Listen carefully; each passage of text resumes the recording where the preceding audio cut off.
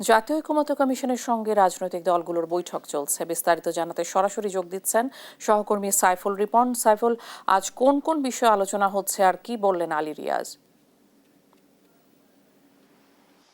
ইশিকা, আজকে মূলত দুটি বিষয় নিয়ে আলোচনা হচ্ছে এবং সেটি হচ্ছে রাষ্ট্রের মূলনীতি এবং প্রধানমন্ত্রীর একাধিক পদে থাকার বিধান, যেটি গতকাল আলোচনা অসম্পূর্ণ ছিল, সেই বিষয়টি নিয়ে আলোচনা শুরু হয়েছে। এবং আজকে সকালে শুরুতেই প্রধানমন্ত্রীর একাধিক পদে থাকার বিধান নিয়ে আলোচনা হচ্ছে এবং রাজনৈতিক দলগুলো তারা তাদের অবস্থানগুলো তুলে ধরছেন, তাদের মতামত তুলে ধরছেন। এবং ইতিমধ্যেই কিন্তু আজকের বৈঠকের সূচনা বক্তব্যে অধ্যাপক আলী রিয়াজ বলেছেন যে আর মাত্র যদি 31 জুলাইয়ের মধ্যে জাতীয় ঐকমত্য কমিশনের যে ঐক্য গড়ার যে চেষ্টা, জুলাই সনদ চূড়ান্ত করার চেষ্টা, সেটি যদি সফল করতে হয় তাহলে আর মাত্র 10 দিন সময় বাকি আছে এবং এই সময়ের মধ্যে ওই ইতিমধ্যেই যে বিষয়গুলো নিয়ে আলোচনা হয়েছে সেই বিষয়গুলো নিয়ে দ্রুত একটা সিদ্ধান্তে আসতে হবে, এমনটি কিন্তু তাগিদ দিয়েছেন জাতীয় ঐকমত্য কমিশনের সহসভাপতি। এবং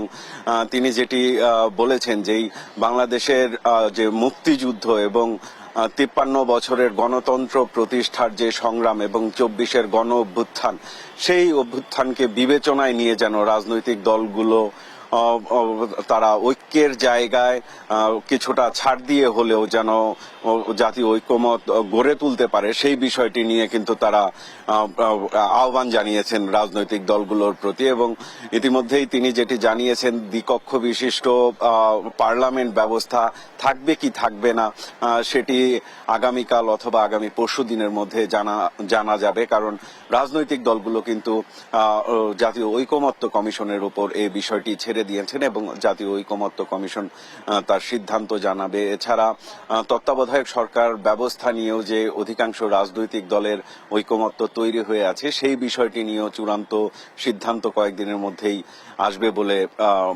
প্রত্যাশার কথা জানিয়েছেন জাতীয় ঐকমত্য কমিশনের সহসভাপতি অধ্যাপক আলী রিয়াজ। এবং তিনি যেটি বলেছেন যে যেই বিষয়গুলো নিয়ে ইতিমধ্যেই আলোচনা হয়েছে সেই বিষয়গুলো নিয়ে দীর্ঘ আলোচনার আর সুযোগ থাকছে না এবং দ্রুততম সময়ে যাতে একটা ঐক্যের জায়গা তৈরি করা যায় এবং 31 জুলাইয়ের মধ্যে জুলাই সনদ সম্পন্ন করা যায়, সেই বিষয়টি নিয়ে রাজনৈতিক দলগুলোর প্রতি যেমন সহযোগিতার আহ্বান জানিয়েছেন এবং জাতীয় ঐক্যমত্য কমিশনের পক্ষ থেকেও কিন্তু সর্বোচ্চ চেষ্টা করা হচ্ছে।